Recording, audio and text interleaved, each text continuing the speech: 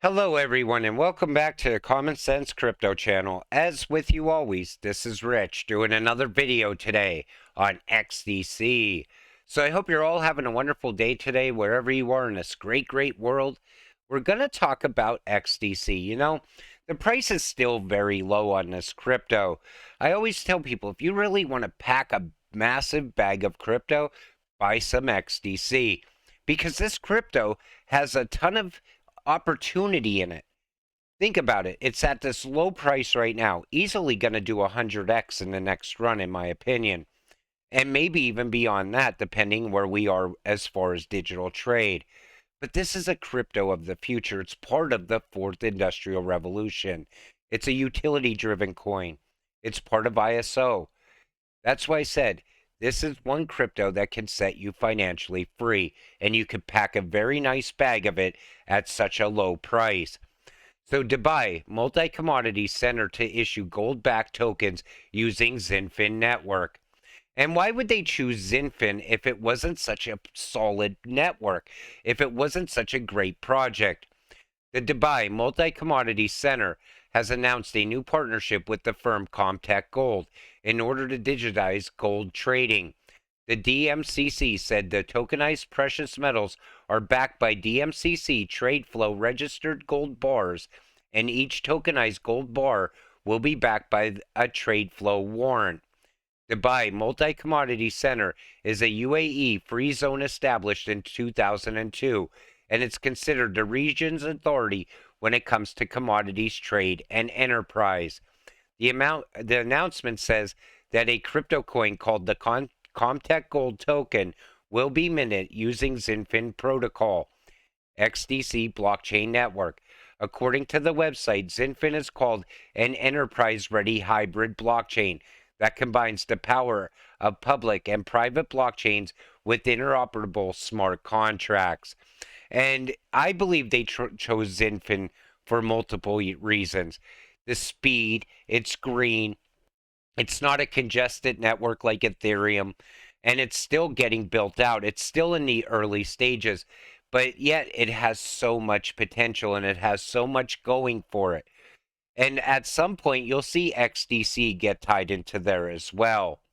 SWIFT is a global messaging network that facilitates the global exchange of value, but it doesn't actually transfer any funds. Rather, it provides a standardized and secure system for financial institutions and corporations to communicate and conduct transactions cross border. And you see, connecting the financial community, banks, corporates, broker deals, investment managers, stock exchanges, depositories, trustees, payment systems, clearing systems, settlement systems, government institutions, insurance companies. That's what's tied into there. That's going to get tied into the new financial system. So, how is this important then? How does this connect to crypto? And what does it have to do with QNT? So, well, if this new standard will determine how we move value globally, it will definitely impact the crypto market. Cryptocurrency is a means of value transfer after all. And you see how it also ties in Xinfin and XDC because of trade. Then you'll see IOTA tied in through Industrial 4.0. Ripple will be the bank to bank payments. Stellar will be the person to person payments. Algo is going to be tied in there as well for smart cities and beyond. But that's how all these cryptos are coming together right now. QNT will be the glue holding them all together, but each one will have its own purpose. It has always been anticipated that the big player banks will be entering the crypto space. It was just a matter of time. However, financial institutions won't just play with any cryptocurrency on the market. They need to be ISO 222 compliant. This is a deal breaker. So massive changes are coming to the way we move value around the world. Do what you want with this information, but it's always ideal to stay ahead of the game before it's too late. Now, if banks won't touch any other crypto other than ISO cryptos, we know once the banks get here and the institutional money pours in, where's that money going to go? Into these cryptocurrencies. XRP, XLM, XDC, Algo, IOTA, HBAR, and there's a few others as well. But every time you look at this mapping and you see how these cryptos are going to be backed by precious metals, I always tell you the same thing. I don't think they need to be backed by anything. I definitely think XDC is more valuable than copper, also because the trade industry is massive.